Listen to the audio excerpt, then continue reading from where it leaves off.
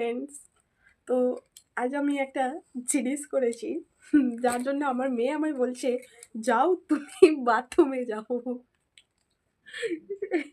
তোমরা নিজেরাই গাইস বুঝে নাও সেটা কি জিনিস। আর তার জন্য আমার মেয়ে আমায় বলছে যাও তুমি বাথরুমে যাও, মানে বাথরুমে গিয়ে समझ रहे हो समझ रहे हो आप समझ रहे हो ना রিয়াকশন এখন দিচ্ছি।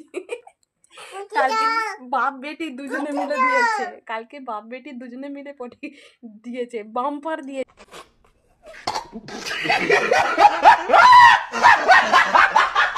আমি আমার মেয়ে তার জন্য আমাকে বলছি বা যাও বাথরুমে যাও। এর জন্য বলো আমার কি করা উচিত। এই যে আমার মেয়ে, দেখতেই পাচ্ছ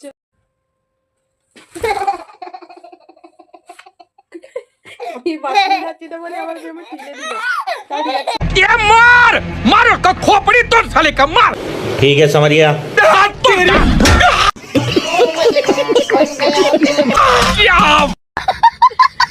দিয়ে আবার হাসে, যে আবার তুলছি, দেখেছো এত মিষ্টি।